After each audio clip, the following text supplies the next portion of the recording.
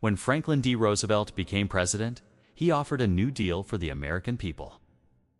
But what exactly was the New Deal, and how was it put in place? To truly understand the sheer scale of that promise, we need to go back to a moment when the United States was on its knees. The year was 1933. American cities looked like war zones, but without the bombs. Over 15 million Americans were unemployed. Banks were collapsing every single week. Farms were being seized by creditors, and entire families walked 4 miles just to get a bowl of soup at a charity line.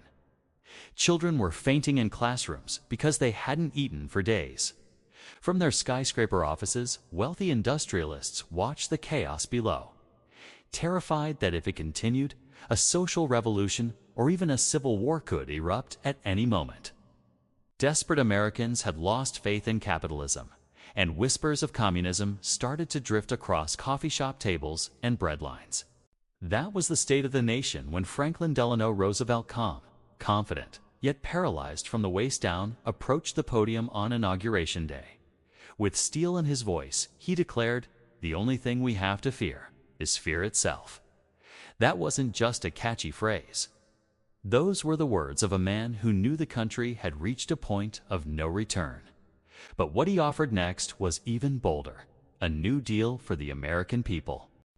At a time when presidents usually spoke in vague political platitudes, Roosevelt used a phrase that sounded revolutionary, almost radical.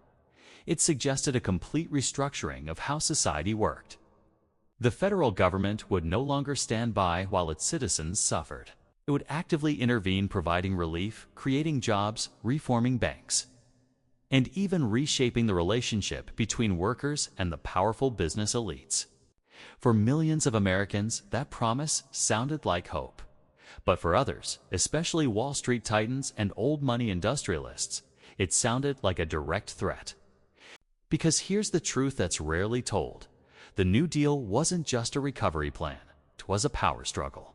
A quiet war between wealth and poverty, capitalists and workers, tradition and revolution. The U.S. government went from being a referee to a direct player in the economy. Roosevelt didn't just offer financial aid, he attacked the very system that caused the crisis. While millions saw him as the people's champion, high-ranking financiers whispered that Roosevelt was a traitor to his class.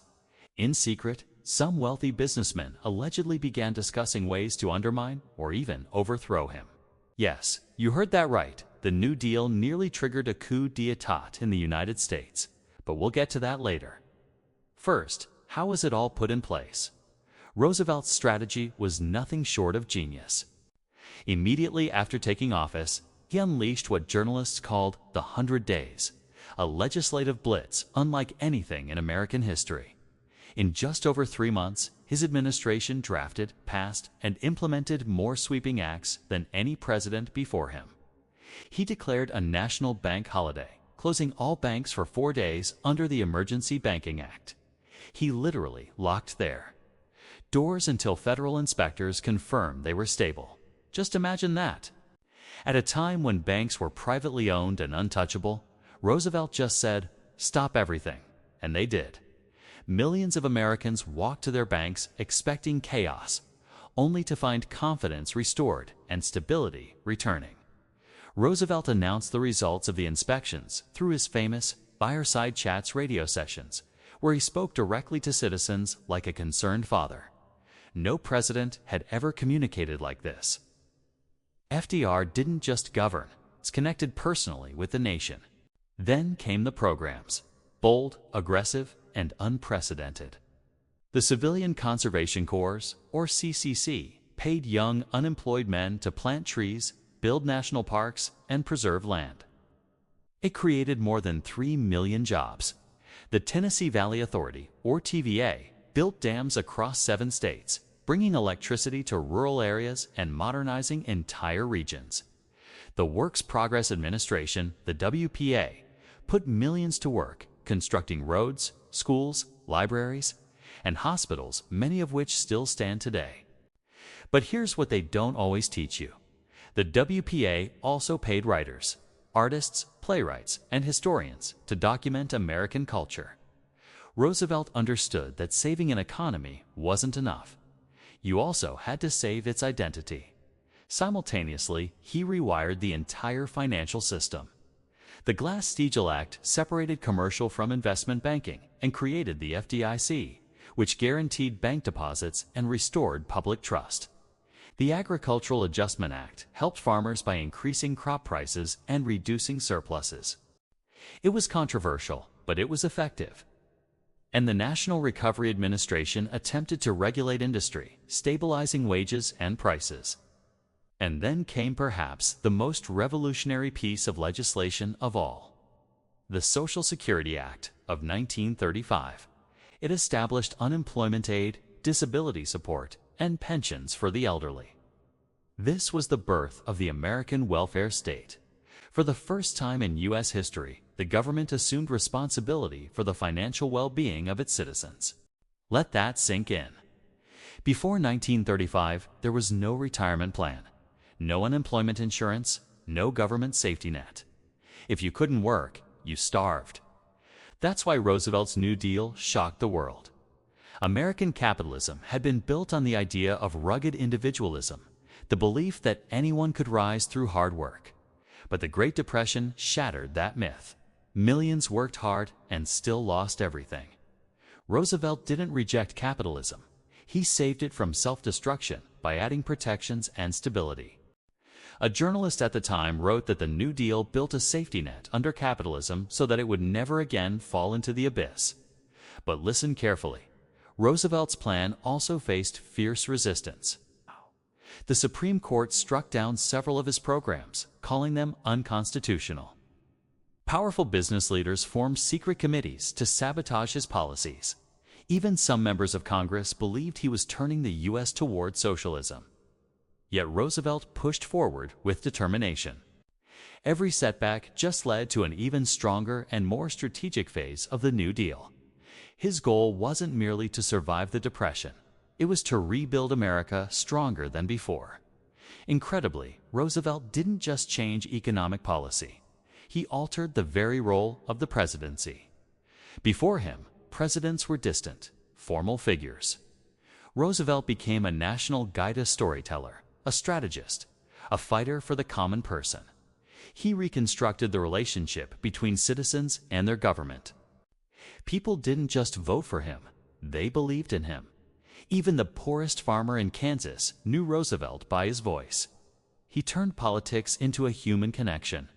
That's why, by the end of his presidency, he would win 4 consecutive elections, the only U.S. president ever to do so. That's why historians say Roosevelt didn't just lead America out of the Great Depression. He remade America in the process. This is the real story behind the New Deal. Not just economic recovery, but a complete transformation. It was a revolution without bloodshed, a time when the United States teetered on the edge of collapse.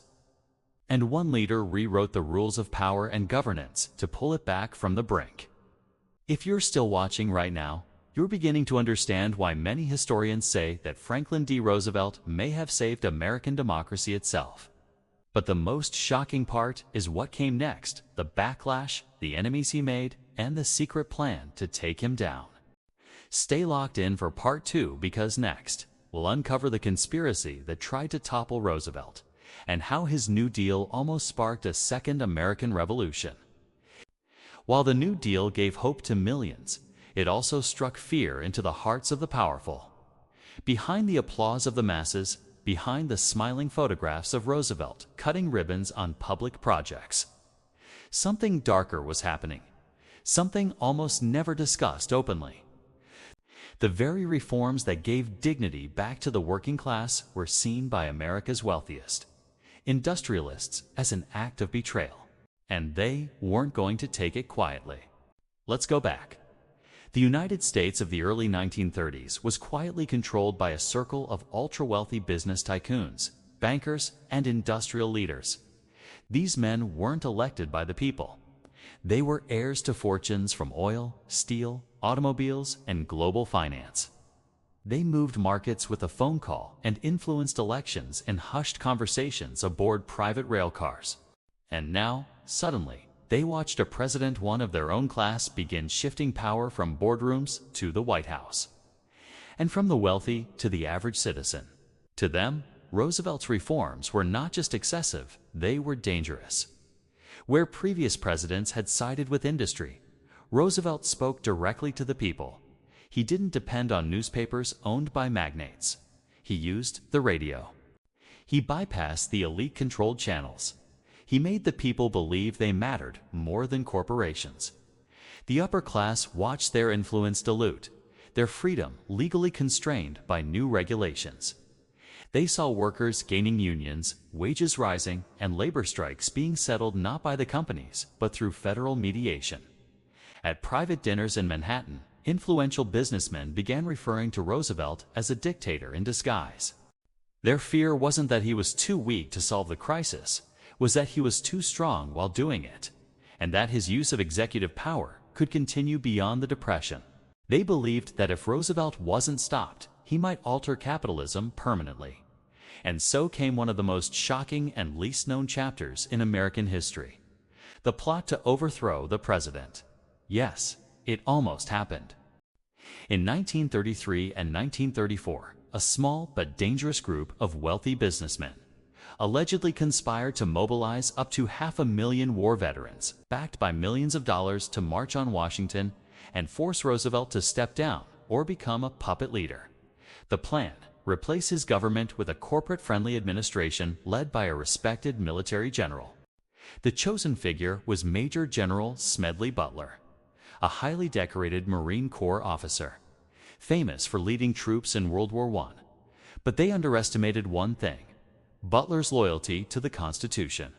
When approached secretly by agents of the conspirators, Butler listened and then immediately reported the plot to Congress. In a stunning congressional testimony, he exposed a coup plan allegedly backed by influential bankers and heads of major corporations. Although the investigation confirmed the credibility of Butler's claims, no one was prosecuted. The names of those involved were buried, and the story faded quietly from public discourse, overshadowed by war, recovery, and political maneuvering. But in private, Roosevelt knew the enemies of the New Deal were not just ideological, they were operational.